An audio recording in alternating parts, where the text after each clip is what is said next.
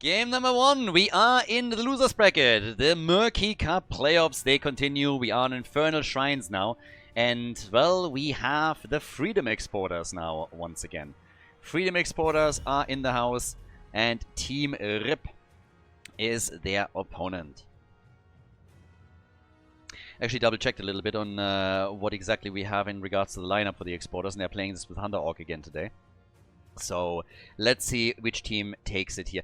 Freedom Exporters were such a mixed bag throughout the tournament. We had them in the first group stage. They were absolutely... They were not looking good. Then they looked way better in the last chance qualifier. And we had some very nice games also in the playoffs from them. But it doesn't change the fact that the two teams are now clashing in the losers bracket. Now, as usual, we have draft rules. We have draft restrictions in the tournament now. So we have between the two teams, well, every single hero that gets played cannot be played again. So that's generally the rule that we're operating under. And then obviously we also have bounties. And the Raccoons and Team RIP, they are the teams that have gone for the most bounties. So Team RIP already with a lot of bounties that they completed. The Freedom Exporters, on the other hand, they haven't done a single bounty attempt yet. I'm going to show you the bounties just... for a second again, so that you have a little bit of an idea here. But yeah, so there are still bounties up for Team RIP that they could technically try and go for, but it gets a little bit more difficult as you are completing, of course, bounties from the list here to see what else is left for you. Now, each team can, of course, complete all of these bounties at least once.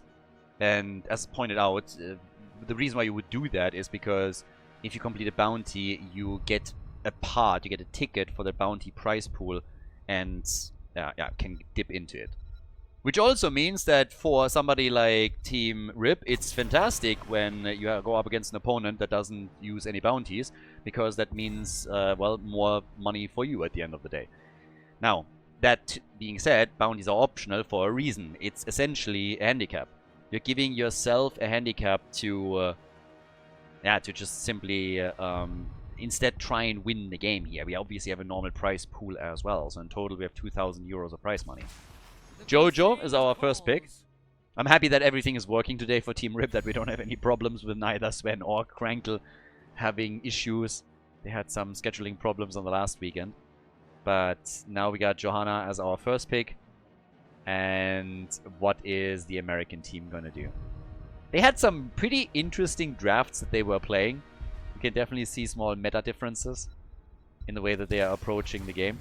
But for now, we get pure standard, we get Blaze, we get Junkrat. So yeah, still all good right now. It's going to be interesting though.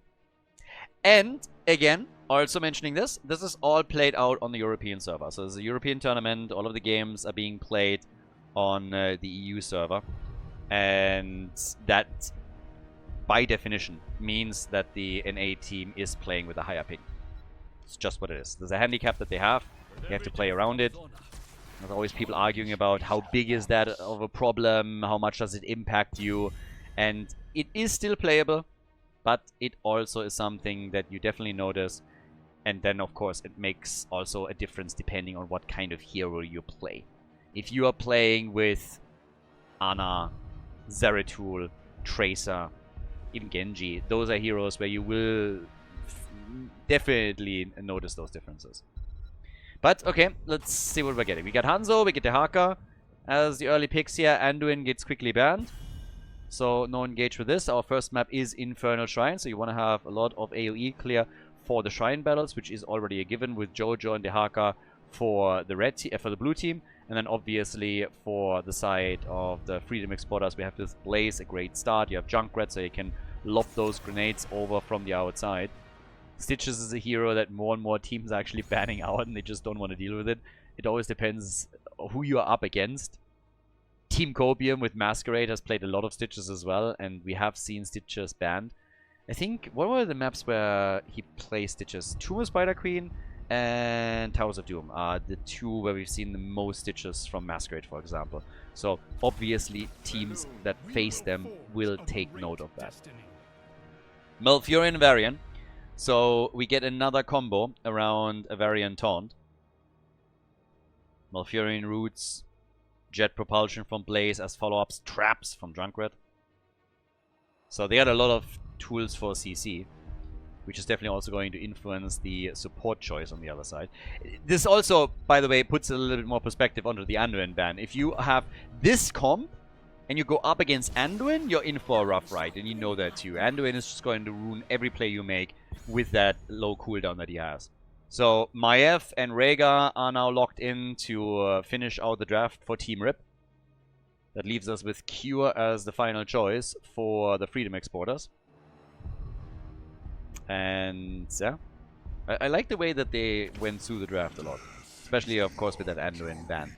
And now we get Malthael. Triple front line for the Freedom Exporters. Let's go, ladies and gentlemen. Infernal Shrines. Game number 1. Off to the races with Team Rip up against the Freedom Exporters. Over on the left side, we got the blue team with Sven on Dehaka. We got Vasilisco on Rhaegar. Bloodcool starting things up with target practice here on Hanzo. Azzy on Maiev. And Krankle, the frontliner for the team, with Johanna. On the right side, the Freedom Exporters with Cure on Malthael. We got Porky on Blaze. Canopy Growth, aka Justin, is currently rocking Varian. We got Prismaticism on Junkrat, and then last but not least, a little bit of European reinforcements for them with Emerald Dreams for Hunter Orc on Malfurion. So, it is party time, and what? Well, actually, we get on level 1 Laws of Hope. Have seen it a little bit more often now, which I like. It's kind of fun, like stack talents in general are entertaining, and then of course if on top of that you have something that also relieves some... Wait, what? No! High King's Quest? There is no way they go into... No, this is Taunt. There is no way that you're going with that lineup for Meme Blades. Or are we gonna get Smash here? Are they trying to smash? I am very worried. I'm looking at High King's Quest and I'm insanely worried right now. They haven't done a single bounty yet. I don't even believe for a second that this is Windblade. Like, there is no way.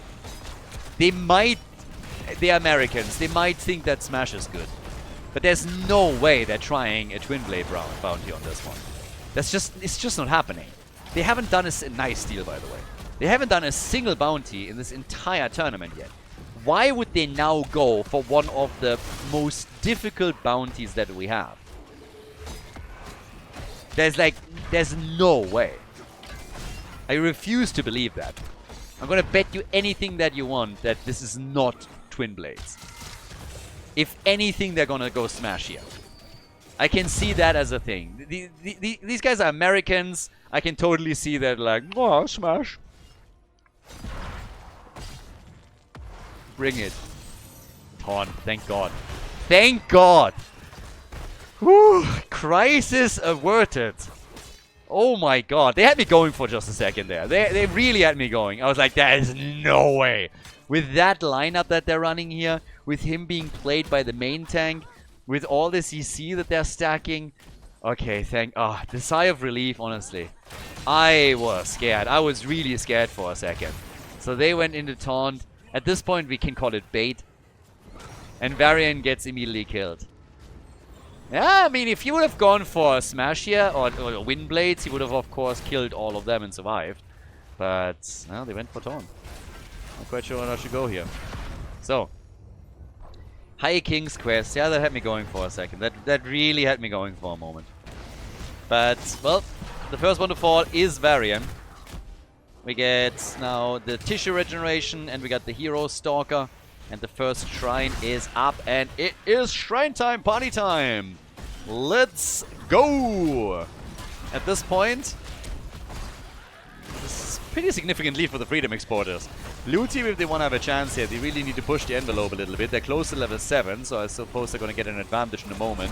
But they're really behind on the stacks alone. And this is becoming a bit of a problem. There's a camp pushing for them at the top lane, which is nice. So having a global in the form of Dehaka is helping them here. But if they want to win the objective, they gotta hurry up. And they might get some kills now. And they go in, take down Blaze. And maybe a follow-up, but nope, it is actually Johanna that falls. Jojo is gone. They kill Junkrat as well. 38 stacks to 20. And here comes the objective, but Cure is also lost. He still might kill Azzy, and he does. Nice. So that was not too bad. They got some counter kills out of it. Good job. And Malthael dying, but still being able to grab them the Punisher, and then on top of it also getting the kill on Maiev. That was actually pretty big. 4 kills to 2, still gives that lead to Team Rip. But of course, on top of that, we're now having the Punisher that did some damage. He's about to take the tower down here. A little bit more winning and spinning from that Arcane Sentry. And the tower is gone. The tower muss weg. The tower muss weg. 4 kills to 2. And more pumpkins, more Khazras, more camps taken. Down at the bottom of the map, yeah, they're gonna get their make the move right there. Damage output 10,000 for Varian, our hero. The top damage on the red team. Can't quite keep up with Hanzo, obviously, and even Maiev has more damage. But still. Now, Jojo is already trying to defend in the middle of the map. I think they've slowed down a little bit after the first objective. We still have the slight advantage in experience on the side of the blue team, so an early level 10 is definitely not too much to ask for here. It's definitely in the cards for them. Can they push with that level 10 something? Maybe.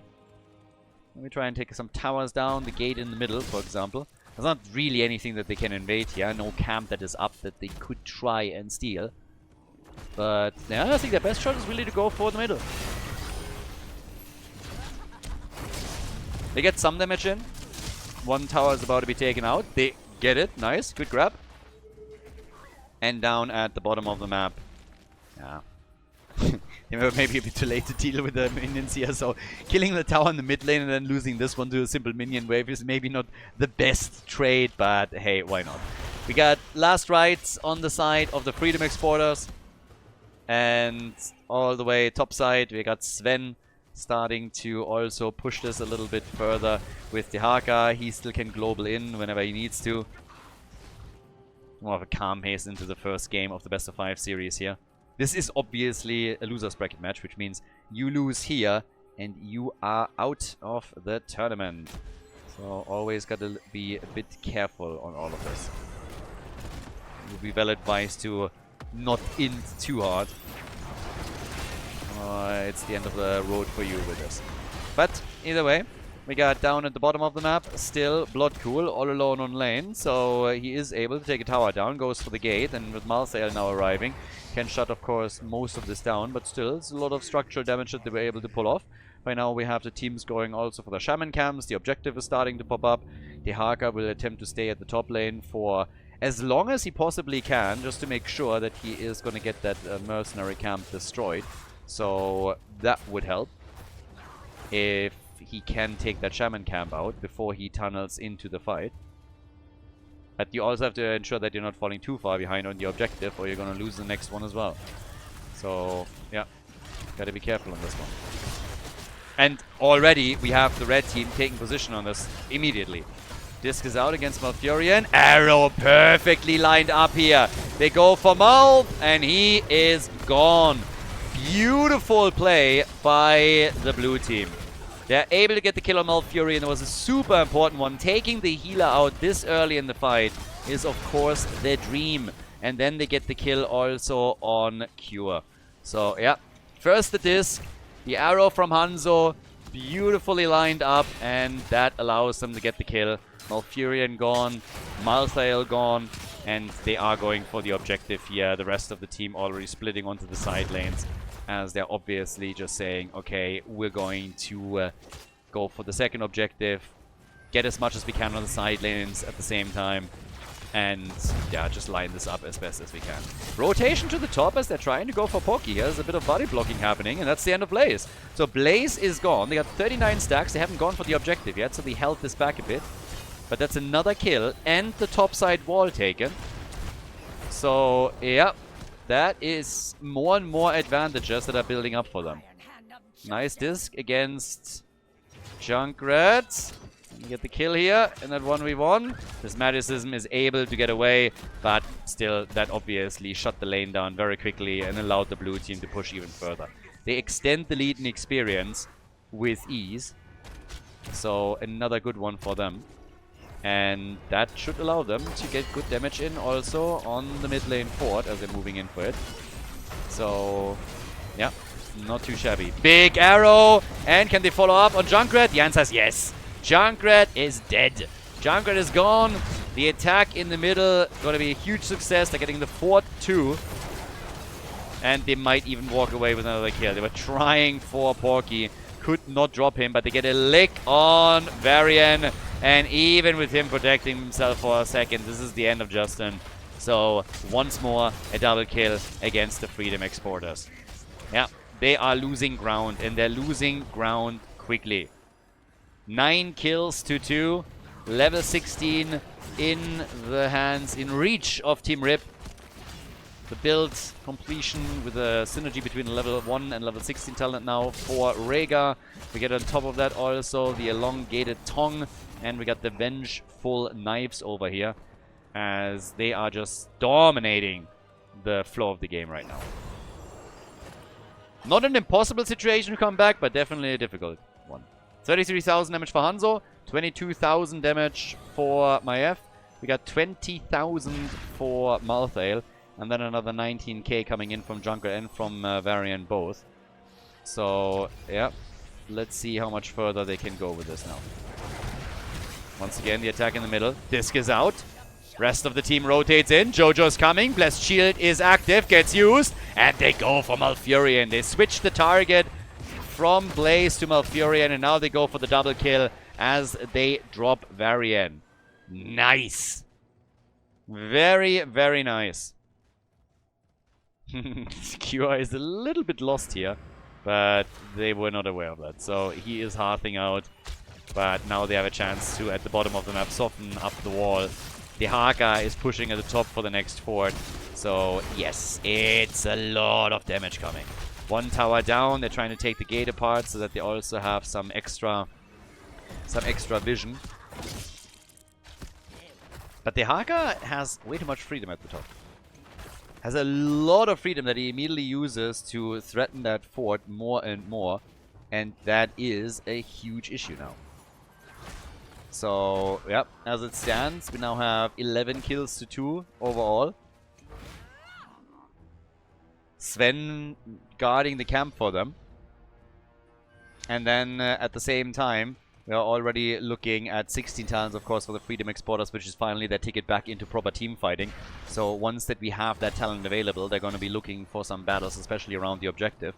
And they also need to make sure that they are starting to pretty quickly force that fight so that level 20 is not becoming a concern. Because if they wait too long and the blue team locks in Storm Talents, yeah, you can guess where that's headed. Then you are waiting for a long time to get back into this.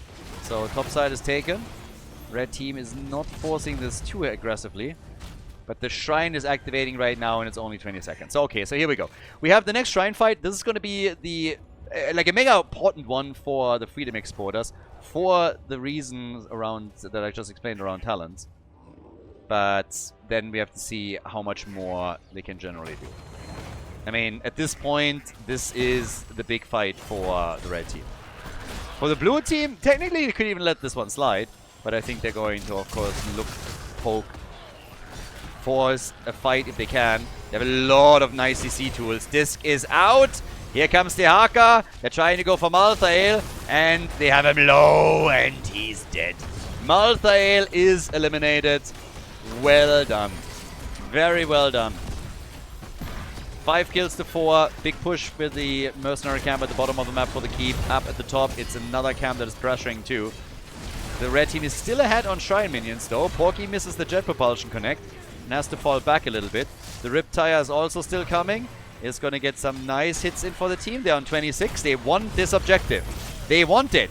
Maiev with another tether, but Porky, no, he's dead. Porky is dead. Another disc. Malfurion is gone. Prismaticism is about to go down, and they're going to get the entire team. This is going to be a 5-man team wipe. Entire team is getting wrecked here. And now they can start with level 20 talents to make a move at the bottom key before the objective is even there. So, yep, there we go. Here's the play. They're trying again for Cure, and they drop him again. The keep is about to fall, and it is an absolute nightmare for the red team. The Freedom Exporters, they are about to lose. Game number 1 in the best of 5 series. A great start for Team RIP. They have the objective. The Haka is on his way. This is victory on the first map. Hunter Hawk with a bit of a spray game. Definitely just a bit of a meme move by him. That's kill number 18 for the blue team. They can waste some time there, but the catapult's already on the core, and the rest of the team is slowly respawning as the damage is still coming, but the conclusion of the first map is still the same regardless. Here comes the Punisher. That's game. That's the lead. Team RIP with victory on Infernal Shrines. GG. Before we head into game number 2, make sure that you subscribe to the channel if you haven't done it yet so you don't miss out on any future content here on Khaldor TV. Battlefield of Eternity, it's our second map. Team RIP is in the lead, and they need to thank Justin. They need to thank the variant player. My Twitch chat went and analyzed the game, and I mean, there is only one conclusion of what happened here. The Freedom Exporters, they were thinking about going into Windblades, and then they just decided it's too powerful. It would ruin the game. It would immediately give them a free win. The blue team would have no chance. It would make it boring for the audience. And so they decided, with a heavy heart, that they would go for Taunt and not take the free win. They want to be benevolent overlords, and they just had the viewing experience of all of us in mind, and they decided to sacrifice themselves, not go for Windblades, and pick a talent where they leave the opponent still a chance. So we should be thankful. We should be grateful. This is clearly the thought process that has happened on the red team side. And everybody that doesn't understand that just doesn't understand the game. The Twitch sleuths, detectives have been on the case, and it has been the... well, it's the only explanation. It's the only explanation here. I don't know what to tell you. So, we're going into game number 2. The blue team has the lead right now. Bans pretty similar to what we had before, but now we're heading to Battlefield of Eternity, so it's a very different beast what we're getting now. Still need to figure out what exactly is the main damage. Haven't seen a Vala game in a hot minute. But Brightwing first. Fake dragons all the way. Brightwing, the way that they marketed Brightwing, it was always the baby Yoda of the Nexus. Just there to sell some plushies. That's the main thing. I actually had one. I got one for free. I gave it away to a girl. I was like, no, I don't want this. It's creeping me out. I don't want this in my house. It's flying around during the night. It's looking at me weird. It has talents that are called Magic Spit. I don't want to wake up with just like some... No, like, no, just like no on so many levels. Do me a favor and just take it. So, yeah, that's how you get rid of Brightwing. The Brightwing plushies, they were terrifying. Hogger is in, and we get Uther. Yeah, with the Uther pick already, there are some things that you can do with an Uther pick, for sure. But we got Arthur. This is NA. This is a typical NA move. You have game number 1, you have all of the tanks available, and you're just saying, you know what, we're going Arthurs right now. Out of nowhere. We are seeing Arthurs, don't get me wrong. Other teams have played Arthurs too. But other teams have played Arthurs in game number 4, game number 5, when the hero pool, when the tank pool is being thinned out a little bit. The America boys? No. They want their Arthurs early. And they're actually playing it well. So, I don't mind Arthurs at all. I love Arthurs. So, they get rid of Suljin. If you ban Suljin, you want to go Vala. Team RIP clearly wants Vala right now. From the looks of it. Because if not, they would ban Vala. You're not going Suljin when Vala is up. You go Suljin because Vala isn't available anymore. The only reason why Vala isn't available is because you picked her. So, unless the Freedom Exporters ban her now, and they do, they would have claimed it. So, the Freedom Exporters looked at this and they were like, you want her. So, we're gonna deny her immediately. Now, with this being said, we have our next double pick.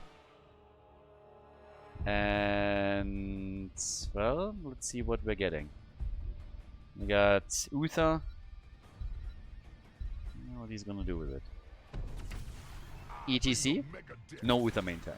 So we get ETC and we get Li Ming. Okay, so we got a couple of stuns already. We got an ETC power slide. We got Uther with a Divine Shield. Can go still full Holy Cow on us. Then we got Li Ming as well. For Immortal Poke and damage from a distance. And then over on the right side, obviously, the next big question is, what are they going to do to round out that draft? Lunara and Thrall. Triple front line. They got Thrall too. Yeah, they got a lot of CC now with this. We got Lunara on top of it. And then we have Blood Cool as our final weapon of choice. So they need a bit more damage. I mean, again, there's still a lot of tools if you're just looking at the mortal damage that you can easily take. But let's see what they're going to do with this. They're actually hesitating a little bit. They're running down the clock here. Big O Jimmy. Big O Jimmy plus Li Ming. Ladies and gentlemen, second map in the best of 5 series in the losers bracket. It's Battlefield of Eternity. Game number 2. So, Team Rip is in the lead. We got Basilisco on Uther. We got Crankle on ETC. Sven on Hogger. Bloodcool on Li Ming. And oh, stacks on level 1. No Executioner for Azzy on Reyna. Alright, interesting. On the right side of the map, the Freedom Exporters with Hunter Org on Brightwing. We get Cure on Thrall, Prismaticism on Lunara, Canopy Growth, aka Justing on Arthas, and Porky is playing Urel. And we have Trash Lightning! Ta-da! It is trash time! So, I'm gonna get some stacks on this one as well. Nice. 2-3 split for now. Yeah, Thrall is actually moving topside. This is a nice one, because at the end of the day, what Team Rip is currently trying to do with the split that they have is they are, well, and as I say that, Li Ming moves bot lane. I honestly expected them to keep that 2-3 split a little bit longer to force Thrall to react and make sure that he's not part of the 4-man. If you are in that situation, then it makes it more difficult for him to get stacks for his level 1, and you want to prevent those from coming in as best as you can. At least they're going for a trap here, and that was a beautiful one. Glorious trap. Honestly, this is why you just don't rotate straight down. Right that. So they moved Li Ming down. It was a 4-man at the bottom of the map. They set the trap for Thrall, and he fell hook, line, and sinker for it. Thrall face-checked the bush and gets absolutely murdered. That was a neat little mind game by the blue team, and it worked out exceptionally well. So Thrall is now still down on 2 stacks. We have 7 for Jimmy. Still a bit strange to me that Jimmy went into stacking on level 1, because again, this is Battlefield of Eternity, so I was fully on board with an Exterminator pick for immortal damage. But they are more interested in team fights, and they don't want to deal with the slows and stuns that they have, or they would have gone ace in the hole. Lunara, Bambi, she's down too. Bambi is as dead as his mother. And, well, as usual, yeah, Bambi was male. Bambi was actually not a girl. Clearly a girl's name. But the first time that I said this a couple of years ago, and I was talking about Bambi's mom dying, and then somebody's like, you do know that Bambi was actually like a stack, right? And I was like, BS! Bullshit! Definitely not. I looked it up. And then once I looked it up, I actually remembered the final scene of the movie, which I watched as a kid. And I was like, oh my god. But for ages, I had this like cute little Bambi thing in my head, and I thought Bambi is a girl. Bambi is not a girl. Bambi is a guy. So, yeah. Bambi's mom, no matter what Bambi is dead regardless, and Lunara kind of followed her here. So, that's just what it is. Sorry if I ruined your childhood a little bit, but, well, there it is. Behemoth armor on level 4. Thrall a little bit salty because he didn't get a lot of stacking going. Cure first was pulled to the top lane, then pulled into this little trap at the bottom of the map, and is now sitting at only 3 stacks. So there's that. And right now we have a little bit of spray game at play at the top, but they are getting this one quickly. The halftime shot battle is actually not as clean cut as I thought it would be. So as it stands now, the blue team is a little bit ahead, but not by too much, and we're having the fight coming through with ETC getting targeted for just a moment. But, well, ETC should have a slide in a second. Crankle is getting targeted. Falls a little bit low here and is slowed the entire time, just barely getting away. Urel is trying the same. Porky on Urel is helping the team as best as he can to slow things down, but it is still a victory for the blue team. It is Team Rip that is able to get this one. So, right there. 2 kills to 0. We have 5 stacks now for Thrall, 15 for Jimmy. Not too bad. And talking about Jimmy, yeah, he's not going to make it. He gets some hits together, but he gets targeted and killed. So, nice move by the Freedom Exporters. They're taking Jimmy down. He's dead. And Hogger with seeing red right now. I mean, the only thing that could have prevented Jimmy from dying there would have been like Divine Shield already being available, but obviously we're way too early for that, so yeah, didn't really have a chance to make a play on this one. A little bit of a shame, but he already is at 15 stacks. He needs a lot more if he wants to draw even with a potential damage output from Ace in the hole, but you play, of course, for the late game with this particular build. Still, I could have totally seen them with Exterminator. I was actually very, very sure that once the hero got picked, they would go for it, but yeah, not so much. Still trying to do his best down at the bottom of the map, though, and taking the camp out. Quick penetrating round here would do the trick. There it is. Alright, so they take this camp as well. There's a lot of damage that they were able to do earlier on the bottom fort, so that's another little victory for them. Thrall with very nice connects on his level 4 quest now. He's sitting at 5. So he's actually in a really nice spot to complete the quest talent. Has 8 stacks on his level 1. And, well, is he only going to be able to get that connect? And the answer is yes! So, nicely done. Gets the reward on his level 4 and has by now 8 stacks on his level 1. You build your damage with every single connect, but the goal is obviously to fully just like complete the quest so that you get the targeting, which will increase your poke damage significantly. So, Cure is definitely working it as best as he can right now. Yeah, just damage the entire time. Little 9 soon kicking in. Calm down, dude. Hogger is just pinging around down here before he goes for the minion wave. Death Coil build for Arthurs, so more sustain on his side. Yeah, they come into the team fight again, and Cure is getting targeted heavily by Jimmy. So with them already falling a bit low, the Immortal fight is still ongoing, but this time it's most of the heroes on the red team side that are trying to defend this. The Freedom Exporters are attempting to defend their Immortal as best as they can. And, well, that is another little lock here against Urel for a moment, which allows Jimmy to get more auto attacks in. But he's also being targeted heavily by Lunara. Now they're switching targets over to ETC, who is starting to drop extremely low. So a nice victory for the red team in that fight. More and more stacks coming together for not only Thrall, but also Arthurs, who's sitting at 14 for his level 1 with a Frost Presence. And they win the halftime show. So that's probably the best objective that we've seen so far on this map for the Freedom Exporters. They are a little bit behind when it comes to experience, so there's no level 10 for them available yet. They can still try and defend this a bit, I suppose. Stage dive, by the way, for ATC. So no Holy Cow play, no Divine Shield on a Mosh Pit. Nice, a Shockwave though. Porky, low, they don't have level 10 yet. It's going to drop any second, but they do not have heroic abilities yet. They're still attempting to defend here. Jimmy's sitting over on the left side and is burning this down mega quickly. Despite the initial lead, the red team might lose the objective here. It's close. It's mega close. 10 is ready for both of them. Divine Shield on Uther is used, and it's the blue team that wins the Immortal. Blue team takes the Immortal. After all, they're able to take it here. Hogger is just spinning out of control as they are chasing the rest of the red team away. But nicely done by Team Rip. Getting that Immortal was not easy for them. They pulled it off though. Thrall should have decent damage now.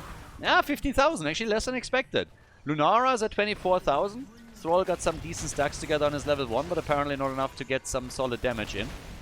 Instead, we're looking at Liming on 24,000, Lunara on 24,000, Hogger on 21,000. Jimmy still stacking as well, but he's been doing a lot of Immortal work during the objective phase. Yeah, they're trying to stack him a little bit more aggressively now in fights like this one at the top, while Hogger is pushing the bot lane. And 25 stacks, I mean, again, it's not crazy, but as he has been doing okay so far. He died only once. One death, all that we've seen thus far. And Hogger is immediately back on the next camp. More than halfway done for Thrall now, secure again. He is getting the numbers in on his level 1. It could also impact his level 16 choice. If he has synergy talents obviously with both now. He can either go into his lightning build in 16, or he can just get the alpha synergy, alpha wolf synergy with his level 4 talent. Push at the top, Lunara obviously like the entire time, just like getting the damage over time in on your structures is another big win right there that they can use, and that's what they do. On top of that, we now have still the continuous play by Sven at the bottom of the map. He took the camp earlier and then went straight back in to push the lane. And he is getting good damage out. So they're taking the towers. They're also taking the gate out. Bit of a flank attempt by Bloodcool at the top. ETC gets locked down right away after stage diving. And forcing that fight did not quite work. They were waiting, of course, until Urel was visible at the bottom of the map. They were not quite sure where exactly she was until she popped back up. And then when they realized this is a 4 versus 4, if we force it, they were trying to go for the battle, but they just couldn't. So right now, we got Illusionist in. We got Giddy up. Yeah, well met. So Uther's gonna drop the hammer again. And the next objective is slowly popping up once more. That's gonna give more opportunities to both Thrall and Reyna to stack their talents. Go for the late game, unless of course Thrall dies. Brightwing to the rescue, and the Sundering had to be used here. But a nice little gank attempt by Team Rip. They've been setting up a lot of these. Really like to do that. But it also means that the red team is falling behind on the Immortal. They tried again to go for an attack, and Jimmy is still pushing this. Gets more and more stacks on his level 1, but also the Behemoth armor is giving him additional survivability as all of this continues, of course. The fact remains that the halftime show is an easy grab for the Freedom Exporters. So they are going to get the halftime show with just another poke or two. There it is. But the team fight, that's a different story. They got to win this one as well. Lunara on her way towards the top. Red team continuously looking for opportunity here. But the blue team now bringing this one back. Li Ming firing away. Jimmy is on the case. Same time, ETC is trying to buy some time. And this could get close once again. But we have the Freedom Exporters way more diligent now about the Immortal, and this time they are not letting it pass. They're gonna take it. This shield is low though.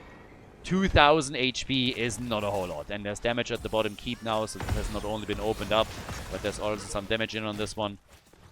By now we have the Immortal starting to travel down to the bottom of the map. And yeah, of course, at this well, they sniff Urel out. I was just about to say, if you want to flank in on this one. And Syndragosa.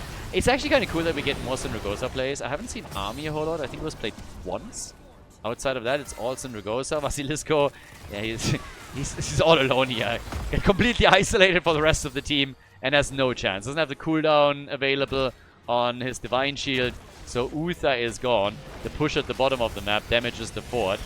The red team has already lost both of their forts and has only taken out one. So for the blue team to still be able to safeguard this one is still a small victory. This is still good for them. So they are able to safeguard this. And now both of them seem to have the same idea around the objective. We got Thrall now with 30,000 damage. Eventually he should take over the top damage numbers on his team. But Arthas gets killed. The resets. Lunara is gone too. They're trying for Hunter Orc. Jimmy gets eliminated. Not bad. Bloodcool is a bit low. And they steal the camp away. This is actually amazing. It's honestly amazing for the Freedom Exporters. They were able to move around this, take the camp, and now they're going even for a kill on ETC, and they locked that in. It looked disastrous initially, and now Li Ming might fall as well. Uther is backing at the stun through, so I suppose this is gonna save her. Level 16 talents are ready, but that was a little bit unexpected. That fight did not look good initially for the red team, and then they get the objective, they get multiple kills, and they're pushing. So, yeah, well done. 24 stacks for Thrall. Yeah, he's doing well. Thrall is doing pretty okay on all of this. That last battle was also without level 16 talents for the Freedom Exporters, so they must be pretty happy with that outcome. They get their own level 16 now, and they have a much better position now for the next objective. And with a bit of diligent play around the standoff, Thrall could complete his quest. He decides for the Alpha Wolf synergy on level 16. Embrace death by Arthas. And it is time to party. Seems like it's going to be at least initially a race between the two of them. For the halftime show. Nobody defending. Everybody is just going full all-out aggression, and it's a significant win for Team Rip. They just have the better damage output on this. So the camp is taken very quickly. Blue team, they might take their own, yes, but it's going to take them another second. So small lead on the mercenary camp for the exporters. And they have, therefore, a shot to get some extra damage in. Specifically, Lunara, of course, is working those auto attacks in. And that is a lot of slow damage over time that give the lead now to the red team. But can they still defend this? Because now Li Ming is obviously activated. She's the one that will poke more and more here. Get a lot out of this. Thrall not able to get another connect with his Chain Lightning. Yeah. And they're getting poked. You gotta be careful on this one. Spray game still on point. No! Yeah, the Banshee didn't make it. That's a sad move. Ah! That Howling Blast that they're connecting here, they're really driving them towards the Immortal right now. They're driving them towards the Immortal, doing the best that they can. ETC tried to go for a stage dive, I think. At least it looked like it for a second. Gets pushed back. Thrall trying to jump back out too. And Lunara is doing work on the objective now. This might actually be one that the red team wins. Here comes the stage dive. Instantly the play against ETC with the Wolf from Thrall, trying to lock him down. Lunara with lots of damage over time here. Here comes Syndragosa. Yeah, they're trying to tee this up a bit. And Thrall again. Oh, the damage. Can he get another Chain Lightning out? He's on 28 stacks. Should still be on cooldown, but they're dropping a bit low in hit points. So, yeah, 29. One more hit and Thrall is done with his level 1 quest. This is going to be big for him. That poke would be crazy, but they're losing the Immortal. They're losing the Immortal again. Yrel gets killed. Thrall wants to have at least the quest completed, and he does. 16 minutes in. This is going to help him with the defense. It's honestly going to help him in every single situation right now. Unless he gets ganked. You still want to stay away from your opponent and make sure that you're slowly poking out.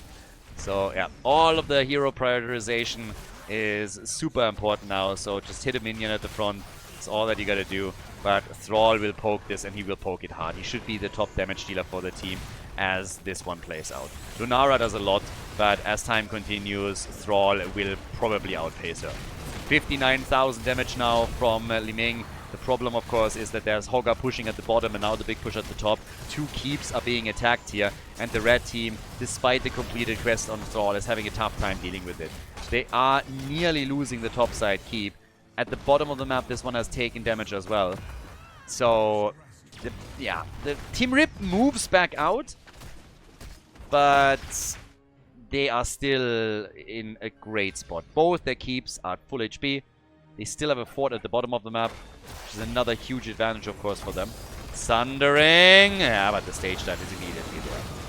They are burning ETC down quickly, though. Whenever he announces himself with a stage dive, that hurts. The problem for the Freedom Exporters is their level 20 talent. That's why they're so desperately trying to force that fight right now. Because of that level 20. Uther! And he dies. They get that kill that they were hoping for. Well done. They were on an absolute time. Oh my god. Blood cool. Now it's a 4 versus 4. He pops Lunara, but then ETC dies despite the fact that they have level 20. Still a great kill from Li Ming. So, damage output, as you can see, Thrall, I already called it early. He is now the top damage for the red team. That gap should widen as this continues, unless of course he gets killed. But then we have 51,000 for Jimmy, 65,000 for Li Ming, for the opponent's team. And, well, there we go. Lunara gone. They need half a level until they have level 20. Ling hasn't died yet. And Uther has not made a move yet on level 20. Well, there it is. Redemption. Stage up upgrade. And Sergeant Pepper. Which is a fun one. They couldn't afford the doctor. They had to go for the sergeant. It's just what it is. So, Immortal is up. Red team wants level 20. They're close. Halftime show is obviously lost because they don't want to engage into a fight. But they need the experience for Storm Talons. They can't lose another objective. And they already have to deal with a wave at the bottom of the map, or that keep will maybe even be lost.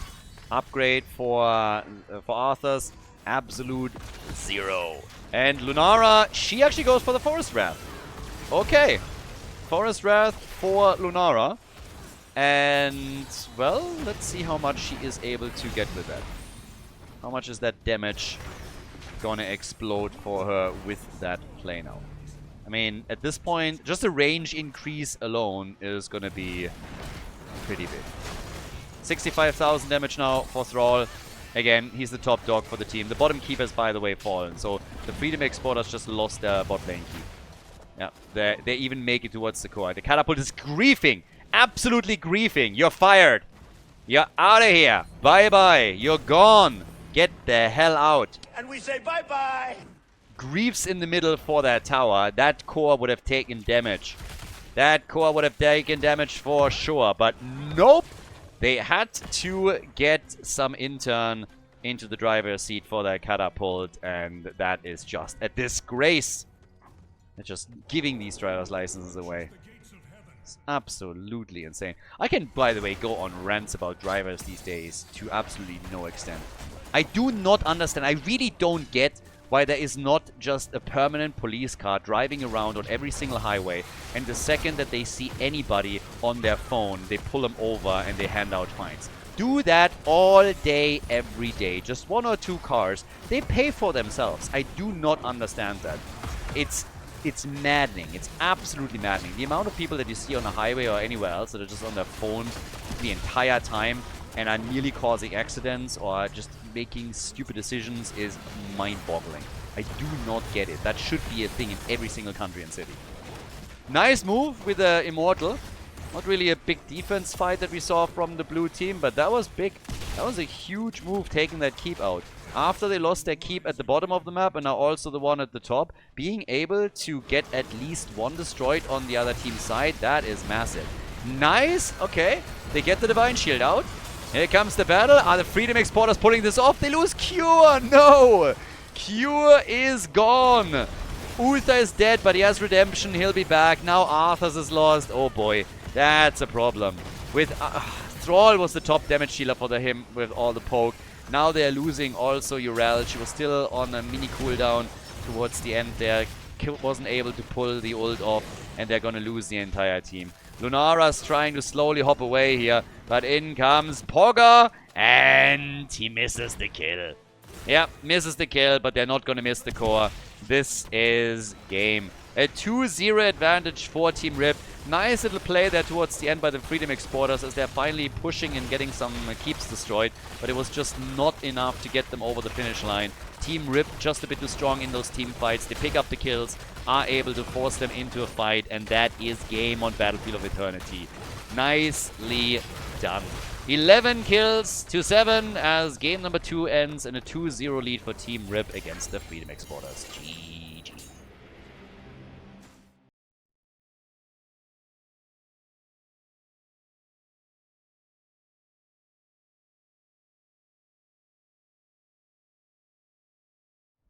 Game number 3, it is match point. So, match point number 1.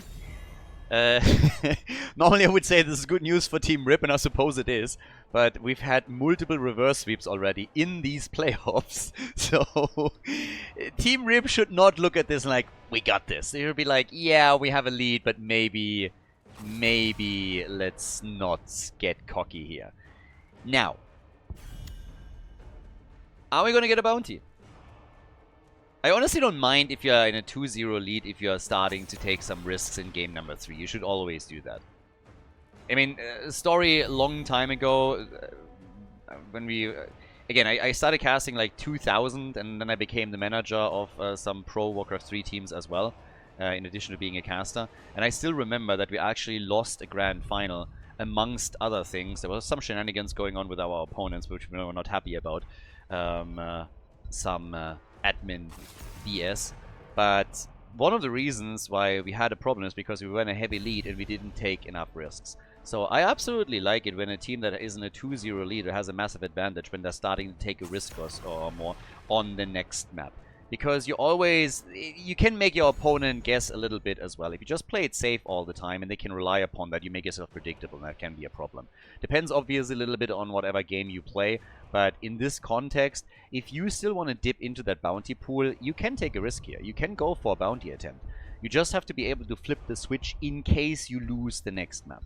If you lose that third map, you still have to be in a headspace where you're saying like, alright, fair enough, we have 2 more match points at a minimum, so let's go and just focus back onto what we know, what we're good with, and take it from there. But, well, as is right now, we got bans on Medivh again. We got a Lucio first pick on All Direct Pass for the quick rotation. And what are we starting the draft off with for Team Rip? Sonya for a little bit of spin to... Ooh, Hammer time. Hammer was reliably banned in the previous series, but now it is time to start and hammer this out a bit. Okay. Let's see. I mean, if you're sieging up on the objective and you are just controlling the space there, Hammer can, of course, be an incredible asset to have. Early game is always a little bit on the annoying side, just because you don't have a lot of mobility there. But for the red team, they now know what they're up against, so Stitches and Cassia. So you could possibly get Valkyrie and the Stitches play with hooks. That is a lot of tools against Sergeant Hammer. I don't care if you pick Siege Tactics on level 4. That's a lot of cooldowns that you potentially have to burn when both of them are trying to go for you. So, as he already knows that he's going to potentially be in for a bit of a rough ride in all of this. But, yeah. I like that we're seeing more Stitches. I don't like that we didn't get a lot of Stitches and Alexstrasza as a combo. But the Stitches picks themselves, they're kind of cool. Now, Falset is banned. The reason why Falset is banned is, of course, that he is a very nice isolation hero. If you go Stitches, Hook, Gorge, and then Falset comes around and just gusts the target away, then you have an easy chance of killing him. I think they regret the Medivh ban now. That would have been a great hero for them. And then on top of that, Anduin gets banned. So pretty much any hero that would be able to just pull the target back to safety has now been eliminated. There's not a whole lot left. Stitches still needs to escape manually. Lucio can help, I guess. And I don't think there's too many heroes available right now that they could still take to try and create some distance between Stitches after a Gorge and the defenders. If you want to force it, there's some, but you're not going to pick Haymaker Merlin here next to Stitches. That's not a thing. Some slows and stuns are going to do it for you, I suppose. So we get a Nubarak, which means that you can steal the objective again by spawning a couple of beetles. So that's the thing. And on top of that, we have also, of course, with Tyrande, at least some stuns. An Nubarak stun into Tyrande stun. Ah, Tannis, no, why? No, no! Don't ruin your draft like this. No trash Tannis. The liability. And Zagara. Ugh, Zeratul on the other side, guys. I am heartbroken. Porky, what are you doing? Check his PayPal account. He's paid off. All direct pass, everybody. Game number 3. Let's go. Match point number 1 for Team Rip. Game number 3. Ah, boy. That draft. That draft. On the left, we got Vasilisco on Tyrande. We got Azzy on Sergeant Hammer. Crankle is playing Nubarak for Team Rip. We got Bloodcool on Zeratul. And Sven on Sonya. And then over on the right side, oh, it started off so well. Hunter Orc on Lucio. We got Q on Cassia going for the stacks. Then Stitches played by Justin. Prismaticism on Zagara. It's a big map. You can definitely go for it. If you go Nidus, then you even go for a bounty attempt. And then Porky. Porky. With that Tannis. Yeah, Trash Tannis is in the house. The fanboys go wild. Viable. And then he dies. So, yeah, let's see what they can do here. Is Artanis viable, yes or no? Can they win with him? I mean, personally, I got my own little theory on that. But I am happy to be proven wrong. I just don't think that's going to happen. But hey, we'll see. So, Artanis is being played. Trying to get for the stacks here. And let's see how this is going to pay out for them. There's a little bit of pressure now up at the top. We got Sergeant Hammer already in here. So, yeah, Hammer time is what we're getting next. And down at the bottom of the map, that's where we're getting Porky now against Bloodcool.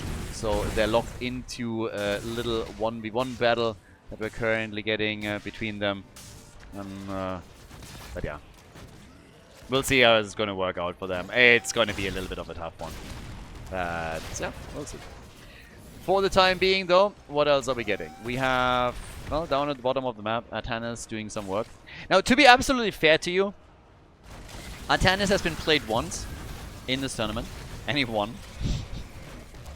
I am still pretending that this happened despite Artanis, not because of him. And that the fact alone that he was only picked once is everything that you need to know here. So, we'll see how this works out. For now, pressure on Bloodcool. Zagara wants to go for the kill. And Zeratul gets away. Lots of stacks coming in. We have for Stitches also the correct talent, of course. So we went straight into Hungry for More. It was a bit of a meme for a long time, but right now we're getting it a lot more often. We're just not getting that combo with Alexstrasza as often as I really wanted. So, that's the thing. But, as is, we got level 4 talents slowly kicking in. So far we haven't seen a single kill yet. Nobody Laubat. We get the Psionic Synergy for Artanis. And I'm still semi-curious what Zagara is going to do on level 10. It would be awesome to see some bounty attempts also from the red team. But again, they haven't really been worried about bounties too much. They've been very heavily focused on just trying to stay in the tournament. This is a loser's bracket match, so if you are not giving it your all here, you are just out. I could have seen a bounty move from the blue team, but that hasn't happened. So, yeah, Azzy with Siege Tactics went into ambush on level 1. No surprises here, of course. Zeratul still being targeted and dodges out on the hook from Stitches. But now that the objective is up, technically Nubrak could at some point attempt to sneak over and get a lead for the team. Don't necessarily think that that's what's going to happen next, but hey, we'll see. Yeah, Stitches also with 7 stacks. Movement speed is obviously another thing that's going to be important for him, and if he's able to get those stacks in, hey, even better. On level 1, we got 12 stacks now for Cassia, and Artanis with the Protector of Aya. He's slowly working that damage in as well. It's gonna take a long, long time though. So, yeah. Let's see. We got them working on the objective and even getting the channel. Tyrande for a quick interrupt, but honestly it's not too bad. It was a nice early game start that they have here on this.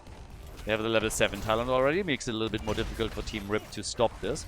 And every second counts. If you get the lead, you might be able to maybe even cheese it later with 2 of those. But Sergeant Hammer has now the mobility that she was looking for the entire time. Artanis is coming in, they're going for Bloodcool. And Zeratul is again getting away. Good for him. So far, Bloodcool has really been on point. But there's again the channel, and that is an objective. They're Freedom Exporters. They're getting the objective here, and they got a kill too. Tyrande goes down as Hunter Orc dove deep with Lucio and gets the kill for the team. So, nicely done. They get a kill, they get the objective. Not much more that you can say about that. Nothing to complain about. Well played. And now they just have to, of course, make sure that they're getting as much as possible out of the first set of raiders that come into the game. So, yeah. Nicely done. Then again, there's also a bit of stacking, of course, going on. Atanas, by the way, a little bit of a sucker here. I mean, 68 only. He's never going to get above 9,000. So, if he wants to have his power... Imagine his power level above 9,000. That would actually be pretty impressive. At that point... I don't even know how much damage you do at that point. You just, like, one-shot everything? He still has, like, a bit to go before he gets there. He's currently sitting at 76, but hey. One hit at a time. Oh, nice defense so far. Uh-oh. Zeratul is a survivor. He really is. I mean, he was so many times close to dying, and every single time he just somehow jumps away, moves out of the cone, dodges another skill attack, so not too shabby. Objective was already defeated, but they were able to break through a few of the walls and also did some damage on the forts themselves. They added XP that they have, and the gap is also quite nice. And we indeed get a Nidus network. I like it. Nice. Look at you. Bounty attempt by the Freedom Exporters. They are going for it. So, can they win the bounty here? Atanas at the bottom of the map, up against Zeratul still. And they're pushing in the middle now as well. Level 10 ability. Oh, they connect! Nice! And there's Gorge. That looks very suspiciously like a dead Sergeant Hammer. I think... No way. No way! Oh my god! Is he getting away? No. He gets finally killed, and so does Tyrande. So, they get a double kill out of it. But boy, that looked close for a moment. The Freedom Exporters with momentum. So all of a sudden, they're starting to do a little bit of work here. I like it. Yep, really well done. Not only do they get the double kill, but that allows them to go straight up for that fort. So they take that out too. Down at the bottom of the map, Atanas is still playing this out. He's now at 118 stacks. And has been doing alright here. Obviously supporting the team with his ult in the middle. Atanas, top damage! Top damage! Not only on the team, but in the game. Fire, fire, fire, The crowd goes wild. Atanas, the man, hasn't died yet either. It's amazing. So, yeah, he's going for structure damage at the bot lane now too. Clearly the best hero in the game. Shitty mount though. Porky, you're a disappointment. You are an utter disappointment, my friend. Disgusting. Bah. I hope it poops all over you. Ugliest lizard in the game. If only he had like an epic, a unique version. But nope. Getting the ugly one. So, with that we have the push towards the top for the boss.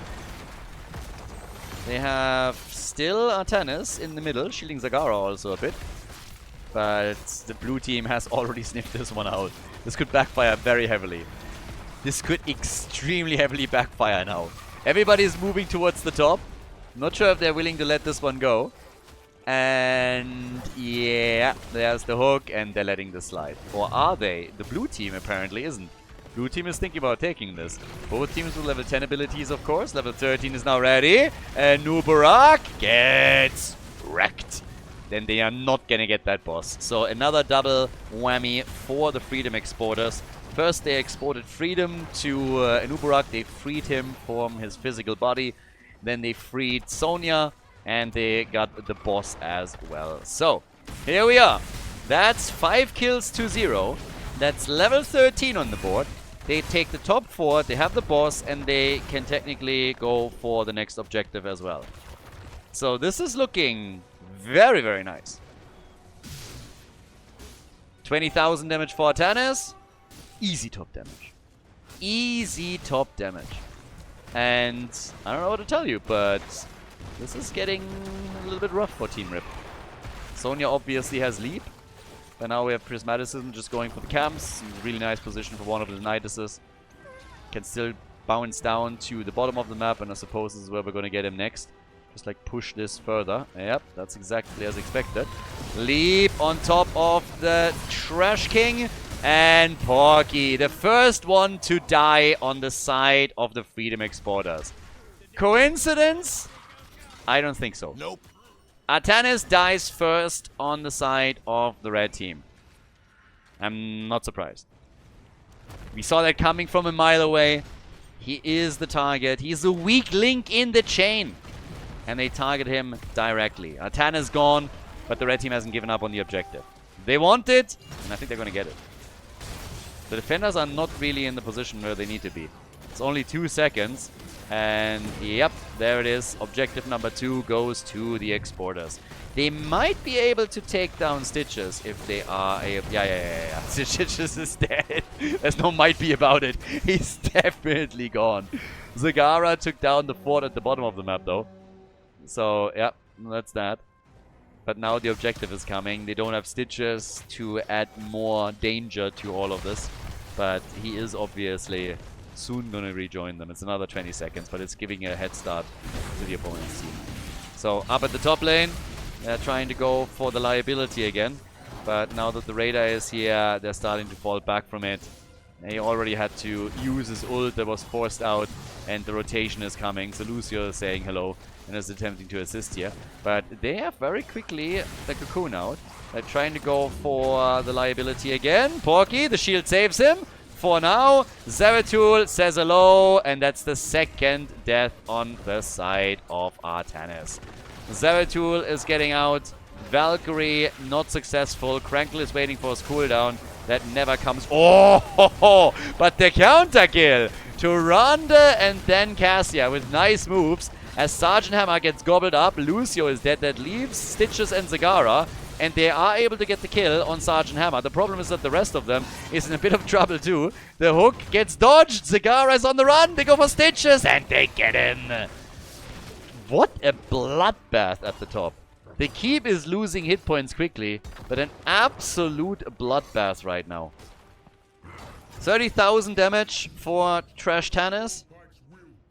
Zagara has decided it's time to go for a solo boss at the bottom of the map. Well, seems like Artanis is going to help a little bit. The problem is that Zeratul might actually say hello in a second.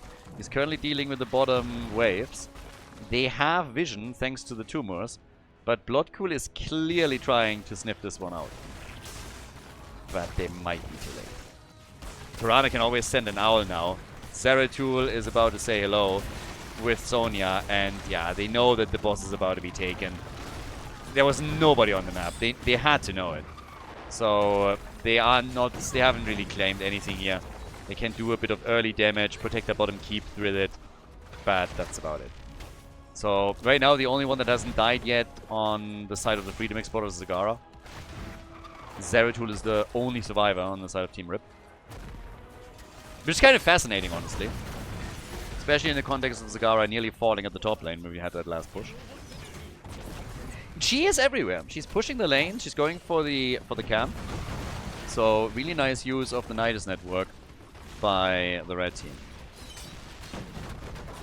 There's still a bit of a lead in XP, of course, for the Freedom Exporters. The stacks for them are also solid. I mean, again, Stitches doesn't really have too much, but he has now 10% extra movement speed in total.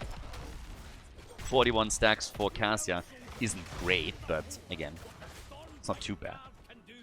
It's not great, though. And then we have 180 stacks for Artanis, who's desperately trying to be useful. He's like a fat guy on a bike. At least he's trying. So you gotta give him credit for that. Definitely, like, I would this is one of those things. People are always like worried when they go to like a gym, for example, that they embarrass themselves or anything. The only way you can embarrass yourself, in my opinion, in a gym is if you do everything completely wrong and you reject advice. But just because you're out of shape, like, nothing, I think it's always like pretty respectable when you have like obese people, fat people that go to the gym. Like, seriously, at least you're doing something.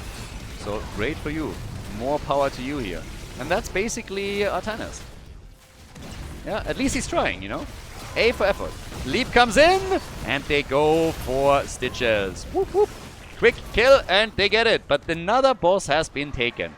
How many bosses is this now for the Freedom Exporters? This is number 3, I believe, right? And this time the keep is gonna fall. They're not even bothering defending, because why would they? Quick side note, they haven't taken a single fort out yet. No one. All the forts are still standing here. So they're trying to find some salvation by grabbing the objective. And honestly, they might be able to claim this one. If they really run this to the end, they have a shot here. Stitches isn't there. As long as Stitches isn't there to throw that hook, they're fine. And with travel time as well, they should be able to grab this. But they have to make sure that nobody is delaying it. So, yeah, that's why it's sitting right there. Level 20 is in. If they don't get the objective now, then it's going to be rough. So, another 17 seconds. They're still holding on to this as best as they can. Very difficult to engage now for the Freedom Exporters on this. But, yeah, Stitches is back. 6 seconds. They should have it. They have it. They definitely have it. Stitches is not going to make it in time. Okay, there it is. Lucio got dangerously close. Honestly, if they mistimed that and Lucio stops it, that would have been a nightmare. But the top lane, they lost their keep as expected. A little bit of damage done. They got an objective now. They need to take some structures out. If Team Rib wants to take this with a 3-0 victory, then there's just no other way. Get your level 20, take the minions out now, push with the objective, and take at least a few forwards. You need to get something in this game. So there's a level 20 talents. That gives us a Shadow Stride for Zeratul. More damage, Ultra Capacitors, we got the Shooting Star. Crater for Sonya. So they're gonna go for Crater on this one. And yep, not bad. But now 8 kills to 7. Can they follow up on anything here? Because the cavalry is coming and is doing damage at the bottom of the map. They're sieging up in the middle to try and make sure that the auxiliary lanes are being pushed by the objective itself. But, yeah, there we go. The wall gets... This is actually... It's always so weird to me. Sometimes it just feels like these objectives, the raiders and the cavalry, they're hitting massively hard. And then you see this and just basically walls have been taken out. Not even the forts are getting destroyed. We're already 16, 17 minutes in. So obviously later on they can do a whole lot of damage. But I always expect this objective to scale faster than it actually does. Oh my god. ETC gets melted. Stitches. Absolutely melted. No chance. The quick leap after the hook and he doesn't stand a prayer. Look at this. Stun, Crater, gone. Instantly. The problem is still the same though. They are not getting any structures. Team Rip is at 8 kills to 8 now and they haven't taken a single fort out yet. I think the boss at the bottom of the map is finally going to change that. But they really need to start to get something out of the wins that they have. So objective gets announced. Bottom fort is going to be destroyed. Zagara with Nidus, always putting the options up. But again, as long as only one armor shield is removed, it doesn't matter. You need to take that second keep out if you want these lanes to be dangerous to the front. That's something that they gotta work on. Or they just gotta accept that their top lane doesn't matter too much. Not saying it doesn't matter at all, but again, you know what I mean. So, 8 kills to 8. We now have the top, again, getting pressured a little bit. Damage output, 43,000 for Cassia. She's the top dog in the game, has surpassed Atanis a long time ago. Same is true for Sergeant Hammer and for Zeratul. Zagara, still with that mobility on the map. Nidus is working nicely for them. But here comes the attack again. An Uberak. Yeah, they're trying to turn it. The swap by Artanis. But Krankle gets away. Artanis nearly dead. Somehow made it. But it was a close call still. Oh, that hook. Just weaving it between the two targets. It's also a bit wild that an Uberak made it out of the fight. But it kind of showcases again what I've been talking about. They had some really nice fight results, and now it's the same problem. One fort is all you got. So they need to take more structures out. I think the fort in the middle is something that should definitely be in the cards for them. They can poke that with Sergeant Hammer and with Napalm a little bit. Take the minion waves out here.